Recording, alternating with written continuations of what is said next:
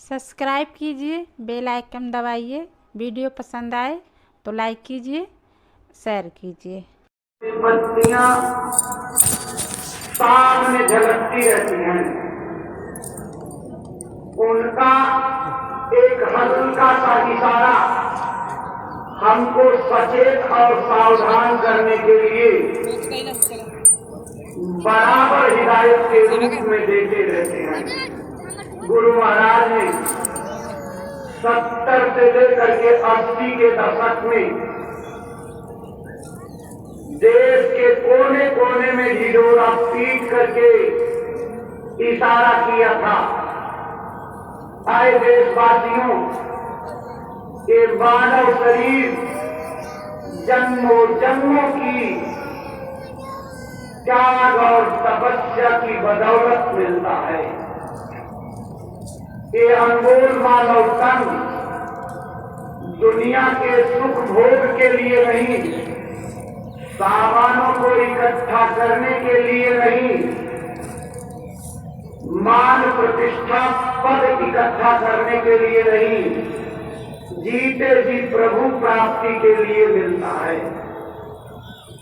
इस मिले हुए अनमोल मानव शरीर को व्यर्थ मत करो, सांसों की पूंजी का उपयोग करो।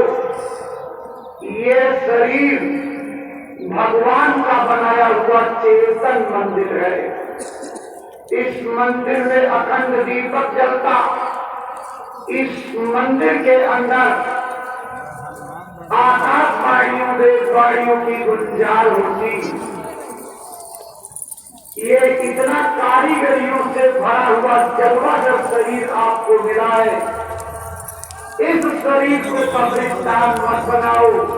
आए देश के लोगों, किसी भी जानवर का, पशु पंछी का मुर्दा मांस इस शरीर में डाल करके धंधा मत करो, नहीं तो ऐसी ऐसी बीमारियां आ जाएंगी, डॉक्टर नाम नहीं जान पाएंगे, इलाज करने से हाथ खड़ा कर देंगे और अस्पतालों को छोड़ करके भाग जाएंगे।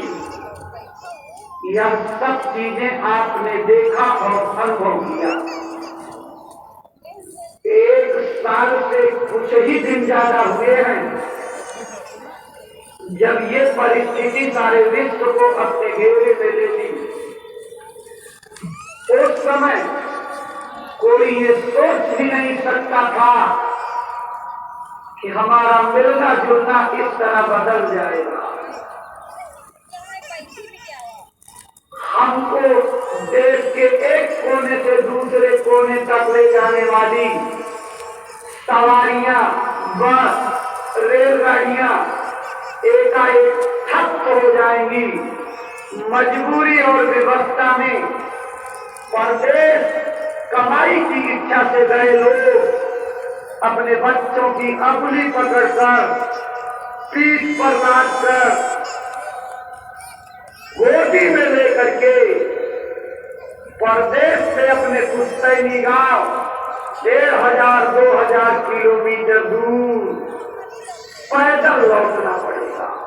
और यही नहीं, हमसे अपनों के संस्कार का यानी राम नाम सत्य बोलने का अधिकार छीन लिया जाएगा। किसी को कल्पना नहीं थी, लेकिन कुदरत के पास बहुत तरीके हैं। उसके पास आदमियों को चेतावनी देने के अनेक रास्ते हैं। कुदरत ने चेतावनी दे दी। एक छोटे से वायरस ने जो चाइना के मांस बाजार से फैला, देखते देखते सारी दुनिया में पांव पसार गया और सारी दुनिया में अपने अपने मुल्कों में राष्ट्राध्यक्षों ने इमरजेंसी यानी आपातकालीन समय घोषित कर दिया। भारत में भी राष्ट्रीय आपदा जैसा माहौल बन गया। प्रेमी भाई बहनों, महापुरुष की बातों की अवहेलना बड़ी भारी पड़ जाती है। एक निश्चित सीमा तक महात्मा सचेत करते हैं, दयालुता की एक पराकाष्ठा तक पहुंचते हैं। गलतियां करने वाले गलतियां करते रहते हैं, लेकिन महात्मा सचेत करने में बाज नहीं आते। लोगों को सचेत करके अच्छाई के रास्ते पर, नेकनामी के रास्ते पर, शुभ कर्मों के रास्तों पर, अच्छी रहनी कहनी के रास्ते पर लाना चाहते हैं। वो चाहते हैं आने वाली विपत्तियां रास्ता बदल करके निकल जाएं।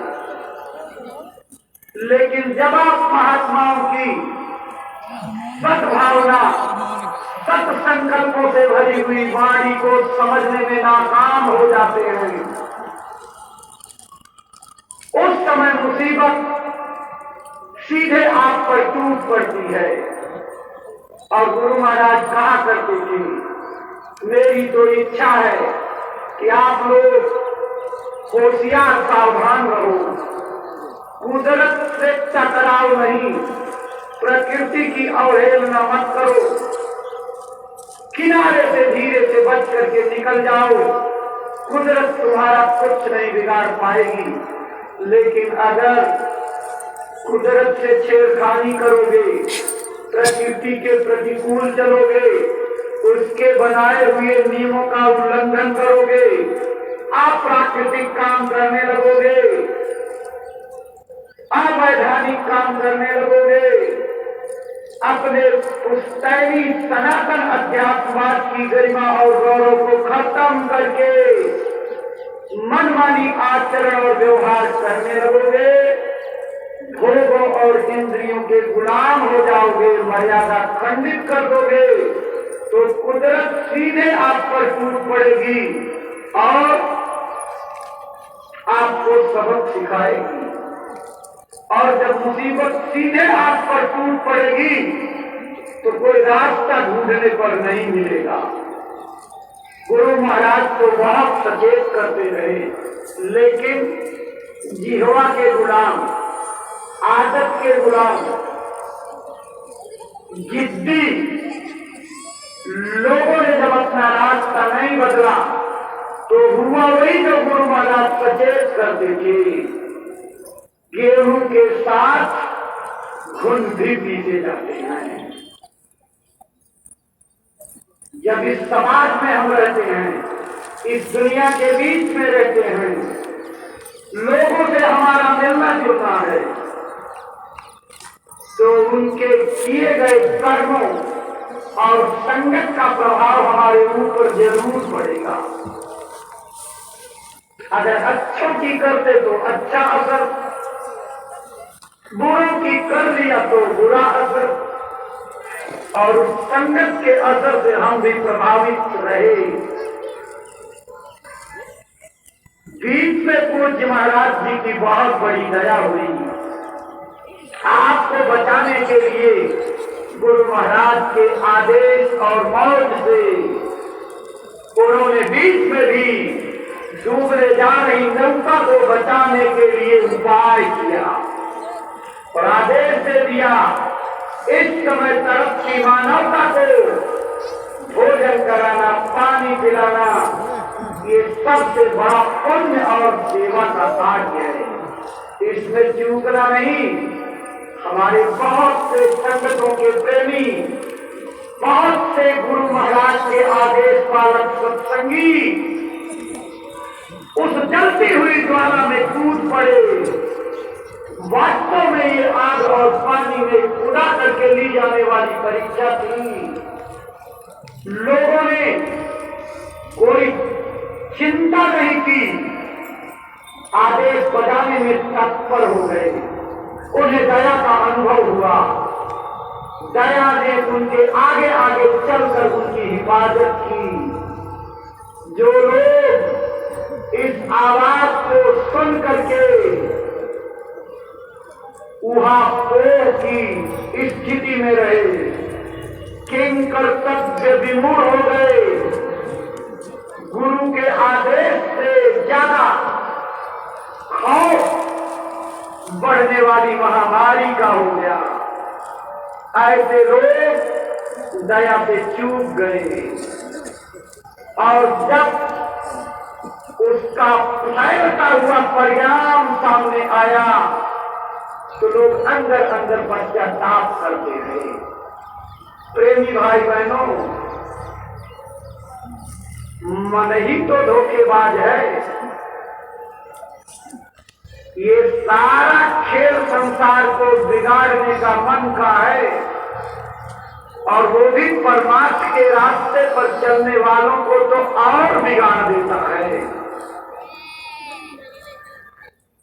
सत्संगी, भगत, परमार्थी, साधु नामदानी वही है जो अपने मन की दाव से अपने को बचा ले आता है। मन की दाव से बचो प्रेमियों। आगे भी जो आदेश होगा उसमें मन आपको धोखा दे सकता है, लेकिन आप गुरु दरबार में पहुंचे हो। गुरु दरबार में प्रणाम करके, दया मांग करके और यही चीज मांगो कि मेरे अंदर ऐसी सद्बुद्धि दीजिए कि मेरे अंदर आदेश पालन की श्रद्धा जाग जाए। मेरी भक्ति आदेश का पालन है। प्रेमी भाई बहनों, वक्त आ रहा है, आपके मन का इम्तिहान होगा। अब कितने पास होंगे, कितने फेल होंगे, कितने बीच में रह जाएंगे, ये आपकी चतुराई पर निर्भर करेगा। होशियारी दिखाओगे मन के दांव से, माया की चाल से, काल के जाल से आपकी रक्षा होगी। गुरु के सीमा में यानी गुरु के दायरे में आप आ जाओगे। गुरु का दायरा दया का दायरा होता है। अगर गुरु के दायरे में आने से चूक गए तो नुकसान संभव है, क्योंकि बर्बादियों से बचाने के लिए, नुकसान से बचाने के लिए एक लक्ष्मण रेखा महात्मा खींचते हैं। जो उस लक्ष्मण रेखा की सीमा में रहते हैं उनका कोई भी विकट से विकट रावण नुकसान नहीं कर पाता। लेकिन अगर आप लक्ष्मण रेखा को लांघ गए, गुरु के द्वारा खींची गई मर्यादा, अनुशासन, कर्तव्य और सेवा की सीमा लांघ गए तो फिर खतरा तो मौजूद हो जाएगा। अब आपके ऊपर है, आप खतरा टालने के पक्षधर हैं कि खतरा और मुसीबत सिर पर उतारने के पक्षधर हैं। दोनों बातें आपके ऊपर हैं। आप चाहो तो निकल सकते हो, चाहो तो फंस सकते हो। फंस जाओगे दुष्परिणाम, निकल जाओगे दया मिलेगी। इसलिए प्रेमी भाई बहनों, आज होली का प्रारंभिक दिन है। होली का त्योहार एक परंपरागत पर्व है। भारत के गली कूचों में बड़े हर्षोल्लास के साथ मनाया जाता है। हम लोग भी मनाते हैं। इसके दो पक्ष हैं, भौतिक पक्ष और आध्यात्मिक पक्ष। भौतिक पक्ष लगभग सब लोगों को मालूम है। दैत्यराज हिरण्याकश्यप का बेटा प्रहलाद उस समय की प्रचलित भगवत भजन की साधना में मार्तंड हो गया, प्रेमी हो गया भगवान का। उसके पिता ने उसको बहुत समझाने की कोशिश की, लेकिन उसने अपना रवैया नहीं बदला। आजिज आकर के एक दिन पहाड़ की चोटी से जान से मारने की जिद करके फेंकवा दिया। पहाड़ की चोटी से फेंका गया प्रहलाद उठ करके जैसे फूल की तरह से चल पड़ा। लोगों को बहुत ताजुब हुआ। हिरण्याकश्यप की नाराजगी बढ़ गई। उसने मतवाले हाथी से लौटवाने की कोशिश की। कई दिनों का भूखा हाथी जब चिक्कार मार के टूटा, लोगों ने समझा कि गया प्रहलाद चौड़े मैदान में बांध करके डाल दिया गया था। मतवाला हाथी घूम करके लौट गया, कोई नुकसान नहीं किया। उसे एक उपाय सूझा। उसकी बहन होलिका को वरदान था तू आग में जलेगी नहीं। उसने कहा बहन तू मेरी मदद कर, ये रहेगा बांस न बजेगी बांसुरी। अपने भतीजे को गोदी में लेकर के बैठ जा, आग लगा दी जाएगी, ये जल जाएगा, तू बच जाएगी, मेरा संकट खत्म हो जाएगा। लेकिन प्रेमी भाई बहनों, रक्षा करने वाला मालिक बड़ा कारबाज है। उसकी रक्षा के हाथ विशाल और अनंत है। इतिहास में एक ऐसी घटना घट गई जिससे सारी दुनिया फट हो गई।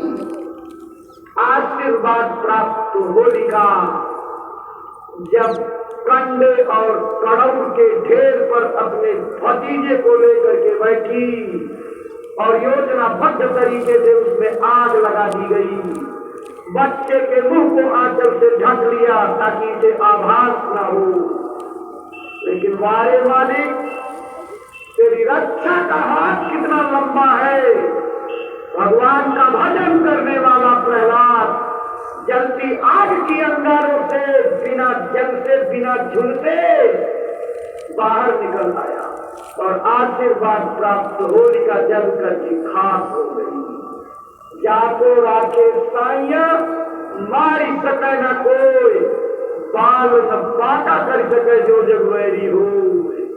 प्रेमियों, उसी दिन फागुन की पूर्णिमा थी जिस दिन ये कांड हुआ था।